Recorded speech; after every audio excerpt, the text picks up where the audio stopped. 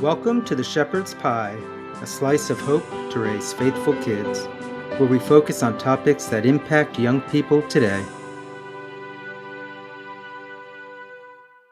I'm Antony Kolenc, but you can call me Tony. I'm a father of 5 who served in the Air Force for 21 years, and I'm now a law professor and a columnist for Practical Homeschooling magazine. I'm also the author of The Harwood Mysteries, an exciting medieval fiction series for kids aged 10 and up. All right, this is episode 2. Here on the Shepherd's Pie, we want to inform, inspire, help you to raise happy, healthy, faithful kids, whether you're a grandparent, a youth leader, a priest or religious, anyone. In today's episode, we'll be discussing the impact that drama and theater can have on reaching youth. My guest is Catherine Castle, a Christian award-winning author and playwright who has written and directed plays for church drama ministries for many years. And in the review segment of the show, I'll be taking a brief look at 3 popular musicals making their rounds on the Broadway tour circuit this fall.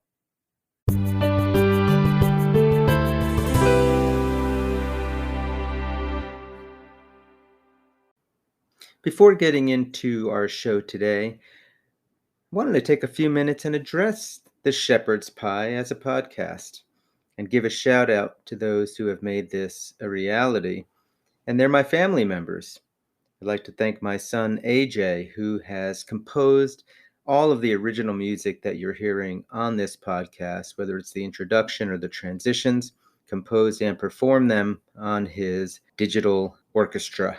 I'd also like to thank my daughter Amina, who not only was instrumental in coming up with the title of the Shepherd's Pie as our show name, but who designed the logo that you see with the plate and the shepherd's pie and the Good Shepherd staff and the Holy Spirit dove on the slice of pie. She was absolutely magnificent with some consulting advice from my wife Elisa, who I also need to give a shout out to and who has put up with hours and hours of my discussion about this show as we were heading into pre-production. So thank you. I'd also give a shout out to my other daughter, Talia, who also was consulted on the project.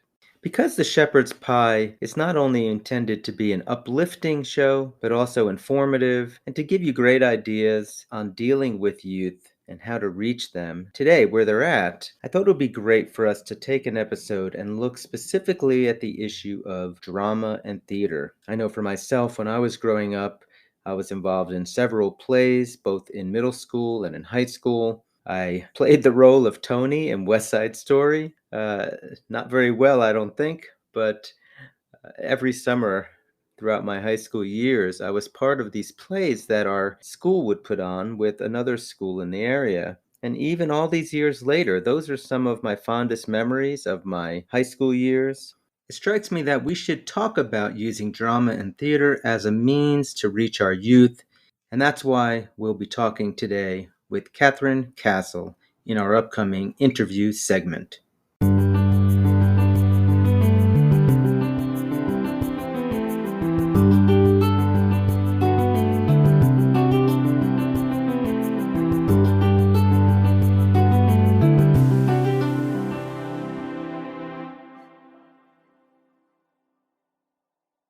All right, I am here today with multi-award winning author Catherine Castle, who is actually a romance author and poet and freelance writer by trade. She has over 600 articles and photographs to her credit, both in the Christian and the secular market. But I'm really interested to talk to Catherine because she also co-authors fiction, plays, worship skits that they do, her and her husband do at their church as drama ministry leaders.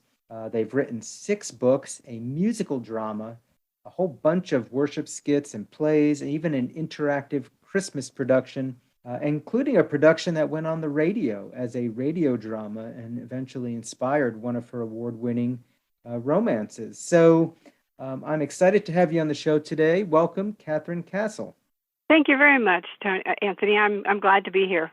So tell me a little bit about your background. I mean, I know we're going to get into questions about theater and working with youth, but kind of maybe lay the groundwork a little bit for us first. I started working as a freelancer back in 1990, and I'm sorry, but that probably tells you how old I am. I had been reading the local newspaper and thought, you know what, I can probably write as good as this person can. So I approached the local newspaper and they said, sure. So I did it. And that's really where I got my start. How does that lead to Christian romance writing? In a quick summary, basically, a Christian romance is a sweet romance that has no open door love scenes. And it also has the element of faith in it, a redemption thread that runs through it. Tell us about your drama roots. Okay, back probably in the late 90s, the church I was attending, they started a drama group, and I'm kind of a big ham, so it was like, oh yeah, I raised my hand, I'll be in the drama group. She knew that I was a writer, and so she pressed me to write some sketches. So my husband and I did that. And then when the church decided to do a Back to Bethlehem, the Nativity story, which was popular at the time, so they wanted a script of some sort. So again, the director looked at my husband and myself and she said, why don't you two do something? So we wrote a script, and that's how it was born. We ended up doing a training session, the people in Back to Bethlehem. Have you ever been to Williamsburg, Colonial Williamsburg?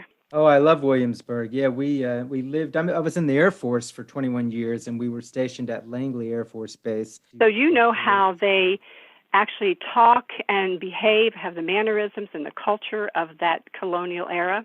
Yes. We took that and decided that we would train the people to behave and act and think and talk as if they were back in the biblical times.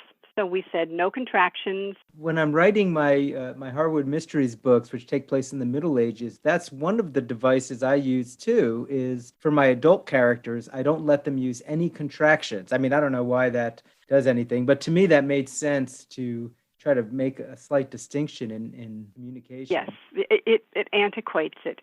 The people went through a mad scientist.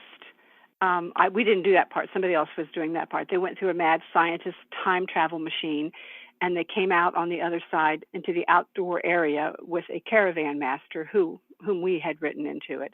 They had different shops, and they were hawking their wares. The woman, there was a midwife, and they would come and ask, the shepherds would come and ask the midwife, where was the baby born in the manger? She didn't know.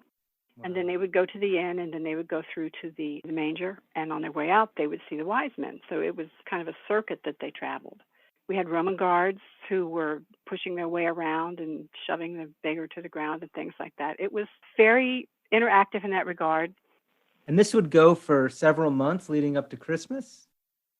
We did it for 2 weeks right around Christmas, and we did it for 5 years. It's an interactive, just free-flowing theater production. It was interactive, kind of improvisational. There was a scripted story going all the way through, but yet all the other, call them extras, if you would, characters were doing improvisational interaction with the people in the town. It sounds cool. This strikes me as an excellent way, especially for probably younger children, to really get them to experience the Gospels without them feeling like they're just having, stories read to them. It was kind of intense. Let me tell you one story about this. One night, my husband played Joseph, and he was in the manger with Mary, and we had a very lifelike doll who was playing the part of Jesus. And there was a young boy in there, and he came close and he looked up and he said, that's not a live baby, that's a baby doll. Well, my husband took the boy's hand and he put it underneath the blanket where the baby was wrapped, and they had hot hands in the blanket to keep their hands warm because it was cold. So he put the child's hand under the blanket, and when the child felt the heat, he cried out, Jesus is alive. Now, you talk about impacting a child. That to us was something that was extremely impactful. Yeah, and I guess, that's one of the things that fascinates me about drama and theater as a way to even reach youth is it gives them that experiential piece that you don't get necessarily from a book. And we're speaking with multi-award-winning author Catherine Castle, talking about ways to use drama and theater to bring the faith to life, really, for our youth. Why do you think it is that this particular type of medium resonates so well with youth? There's something about seeing live drama that is very impactful. They do a lot of watching movies, they watch videos, but there's something about being a part of a live audience, watching a live performance. It's just a different kind of relationship between you and the person on the stage. Let me tell you another story here. We did a Father's Day sketch with three of our older men, and after service, when my husband was clearing the stage of the props, one of the minister's children came up. He's about 7, 8, maybe. And he asked my husband if he could be in a play too. So we wrote a sketch that included him, and we performed it. And that same day, after church was over, he came back to see us with a friend in tow. The next Sunday, Jacob's sister said, "I want to be in a play too." So just from one child actually from him seeing the men up there, he was curious enough and intrigued enough that he wanted to do the same thing. He wanted to be part of it. There's something about being part of drama as a youth. Kids, they even like puppets. My best friend and her husband teaching the Sunday school lesson through these little hand puppets, The kids absolutely loved that. They would come back behind. They wanted to see the puppets. They wanted to talk to the puppets. Again, it's a form of live drama. It seems that drama in the good sense follows you from place to place. But is this a popular ministry in churches today, having a drama ministry? And is it focused on youth, or is it mostly for adults? Unfortunately, it's not as popular as it was back in the 90s. Drama was very, very big in churches. Somewhere along the way, it fell out of popularity. I have always felt that was such a sad thing, because I felt that it spoke to the people, big people, little people, adults and children, because I saw that while the church we were attending at the time had a very active drama group, and we did sketches in worship, we did sketches for the children for their children's church. We were involved in a number of those, and we did them on stage for worship. We did drama events. It was very, very popular back in that era, but somewhere along the line, it fell away. I suppose that's partly because it's a lot of work, and getting people to organize such a thing is probably a fairly large undertaking. Yes. But what if people listening to this show, looking for reasons or ways that they could try to make a bigger impact on the youth in their churches, what words of advice or encouragement might you have for people who hear this and think, oh, maybe this is something cool I should do at my church?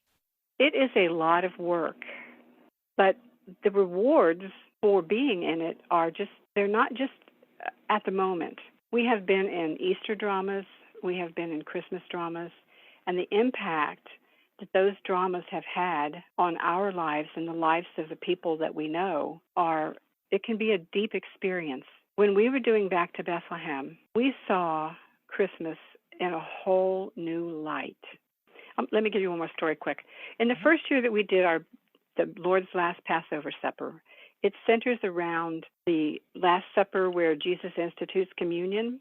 The actors would circulate in the audience after the play, and one of them overheard someone saying, I really know what communion is all about. And for us, if even one person gets the message, it's worth it. And that's really the goal that we go after. Yes, absolutely. And we're speaking with award-winning author and playwright Catherine Castle about the impact that drama can have in our lives and in our youth. And what's interesting is we're talking about it being less popular today, but at the same time as it's being less popular in your churches, what is Disney doing? They're going out and they're producing all these Broadway renditions of their movies. One of my daughters is very into drama, and I realize even where I live, there's a lot of community theater and colleges doing Hmm. drama. So I don't see why it shouldn't be popular in our churches. Like we should be able to harness that same energy that is going on in other places, shouldn't we? I totally agree with you. I think somewhere along the way that the church leadership forgot it was a tool, and they began to think of it as entertainment. And they thought, well, maybe we don't need this entertainment. But it's not just entertainment. It can be a teaching tool, an effective manner to teach God's word. And not only that, and It so can. not only are they entertaining, not only are they learning, but they're also building community, aren't they? I mean, did you find that when you would put on a production, that the people who were involved in the production, were sort of more tight knit after that? Yes, these people become your friends. They become your friends. And that was the thing that really kind of hurt when our former church dropped their drama group, because we had a fairly large group and we were tight. We had parties together. We met together at least once a week. We practiced. We did improvisation. We cared for each other. We helped each other when we prayed for each other when something was wrong, when something had happened in your life. When you shared something, we were there. We were. It was like having a small group, a tight, small group of friends that were there for you. And it's. I think it's a small group that people don't even think about being a small group. A lot of churches now, they're into small groups. We just be a small group of this and a small group of that. But when you work with somebody like that for months on end, you become really good friends, and you care and you support them, and you pray for them. You help them, when they need something. And it, to me, it's just something that, it's not an easy road. It's hard, but sometimes taking the easy road isn't always the best road. You can, pop in a video, you can watch it a bazillion times. You don't have to spend all the time and the energy, but you don't get the electricity, the connection of that person to person on the stage and in the audience. There's something about being in the audience and seeing what people are doing live that can really be electrifying. Conversely, if you're on the stage and you're doing this and you hear the audience reacting to some bit that you've said that's supposed to be funny, or something that is supposed to be dramatic, and there's this silence, you hear it. You know that you're affecting them. You know that they're listening to you. You know that somehow you're touching them. Let me give you one more example of that. This is an adult that this occurred with, and it was in Back to Bethlehem. One night, there's a woman. We don't know who she was. She was just all dressed in black. She came into the manger, and she stood there watching the baby, and she wept. Nobody knows who she was. We don't know why she was weeping, but something about being there in that manger, looking at what was being portrayed as the Christ child, touched her so much that she wept. That is the power of live drama. We're speaking with award-winning author Catherine Castle, who is also a playwright and director of plays, especially in her church ministry. And so, the other thing that I guess when you bring people into a production, as you're describing, you're also taking the kids away from, their smartphones and their video games, and you're putting them in situations where they're interacting with real people, where they're, actually being part of the world, and not, being stuck in front of their media devices. So that's got to be another reason why I think we need to encourage, more churches and more youth groups and more ministries to consider the power of drama when they're thinking of ways to reach youth in their communities. I want to give you a minute or two before we close, just to, if people are interested in your writings, in either your romance books or if any of your plays are available, where can they find your material? Well, they can find Catherine Castle. I'm on Amazon.com. I have a author page on Amazon.com. My books are on Amazon.com. My books are also on in Barnes and Noble. They're available. I have two out right now. One is called The Nun and the Narc. It is an inspirational romantic suspense. It's won 2 wars and has finaled in a number of contests. The other book it's a sweet romance. It's called A Groom for Mama, and that's the one that you mentioned earlier was born out of a radio play. The one that my husband and I wrote for a local contest. It's a story about a mother who's dying. She wants to marry her daughter off before she goes, and she enlists her daughter's ex-boyfriend, who owns a dating service, to find her daughter a husband. As for our plays, currently, if we don't really have any of those out there, if anybody is interested in purchasing one, they can contact me on my page, Catherine Castle. Great. And I will have a link to your page with the show on my website in case anybody wants to see what you have out there. Catherine, it has been wonderful speaking with you. And actually, I'm more energized than ever to want to encourage people. Hey, use drama to reach people as a medium. Yeah, I mean, I love drama. I love being in it. I love watching it. I actually love writing it. I love directing it. I love being with the people. And the fact that we had these 3 kids, we were absolutely blown away when these 3 children came up to us and said, we want to be in a play too. It's like, yes, yes, yes. Yes. Well, great. Well, Catherine, thank you so much for being on the show today. And thank you for having me.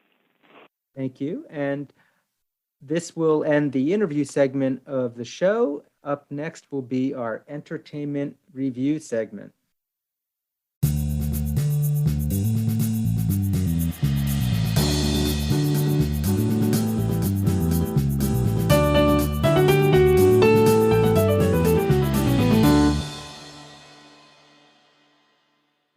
In the entertainment review segment of the show today, I'd like to take a look at 3 Broadway plays that are currently making their rounds on the Broadway circuit tour. And those plays are Frozen, Hamilton, and Wicked. Any family that enjoyed the Disney movie Frozen and Frozen 2 would, of course, love to take their kids to the Broadway musical Frozen, which really is based on the first movie. We see the story of 2 sisters, Elsa and Anna, and the beautiful relationship that they have. We see that Elsa is actually the Snow Queen. She has these magical powers to create snow and ice. The story is, of course, based on old fairy tales, but it's mostly based on the Disney movie. And what they've done is they've imported some of the best songs from the first Frozen movie into the musical, and they've written a few others. This, of course, is a friendly family musical. The Snow Queen Elsa has magical powers, and if any of you have watched Disney's Frozen 2, you know that Disney has connected Elsa's magical powers to nature religions and to the elements of the earth, but the original Frozen musical doesn't really get into this, and so parents shouldn't really have to worry about that. So I would recommend Frozen the musical if it comes to your area for kids of all ages. The second Broadway musical making its rounds this season is, of course, Hamilton by Lin-Manuel Miranda, that has been popularized mostly because not only does it take a look at American history and our founding fathers in a very unconventional and raw way, but he also has done so by casting minorities in the roles of all of the major characters, the founding fathers, their wives and sisters. While some may find this controversial, I think it's a beautiful thing because it shows that the American dream and American history is for all races and ethnicities. The musical, of course, is filled with many different varieties of music, and it will not be to everyone's musical taste. But Miranda does an amazing job with the lyrics and the music. So the story is based on a historical biography of Alexander Hamilton. It really shows us from the beginning of the American Revolution all the way to the end of Alexander Hamilton's life when he was killed in a duel with Aaron Burr. For older teenagers, this would be a great musical to see. I would not recommend this, however, for younger children or even for younger teens. Why is that? Well, there are some explicit lyrics in the musical. They drop the F-bomb several times. There are some very adult situations that are illustrated. For instance, Alexander Hamilton has an affair. His son, of course, is killed in a duel himself, and that is a very distressing scene when he loses his son and sort of the sorrow that comes along with that. There's also explicit references to his womanizing as a younger man. So this is not a musical for little kids, but for especially older teens and adults, this is a great musical, and I would encourage everyone to see it. The third and final play I want to mention is Wicked. Of course, Wicked has been around for quite some time, but it is still making its rounds because it's that popular. And it's the kind of musical that many people would take their kids to because it's based in the same land of Oz that we see in The Wizard of Oz. But this is not The Wizard of Oz. This is not following Dorothy and Toto into Oz. This is a prequel to The Wizard of Oz, where we look at the Wicked Witch of the West, who's named Elphaba, and Glinda, the Good Witch, and we see that society is not what we expected in Oz. After watching the movie The Wizard of Oz, we find out that the Wicked Witch is not actually wicked, but she's a political activist who is against a corrupt system represented by Oz, the Great and Powerful, who it turns out, of course, as we already know, he's a charlatan, but he's not only a charlatan, he's also a bit of a despot who has been overcome with a thirst for power and control in order to maintain his lifestyle. And we find out that Glinda, the Good Witch, although she has a good heart, she's a bit of an airhead, and she winds up going along with the power structures in order to maintain her position in society. And the real heroine turns out to be the Wicked Witch, Elphaba, who in fact is protesting injustices in society. So in some ways, it's really a revolutionary kind of a musical that is anti-establishment and will definitely raise some questions that parents might need to discuss with their kids. Of course, the musical is very tastefully done. The songs are wonderful. The choreography is amazing. And the story between Glinda and Elphaba is heartwarming. And we do get the idea that, there's good and bad in everyone, and we shouldn't judge people too harshly without knowing their full situations. Parents might want to exercise some caution before bringing especially younger kids to this play.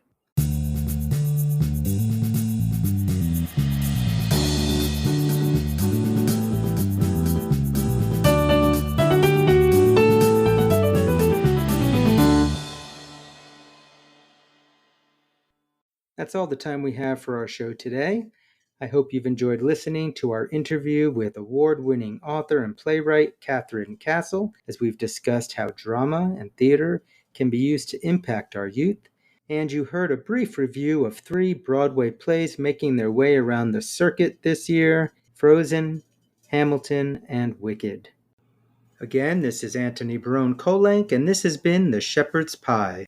If any of you listening today have a question for me or a topic that you'd like me to cover on the show, please drop me a line on my website at antonykolenc.com.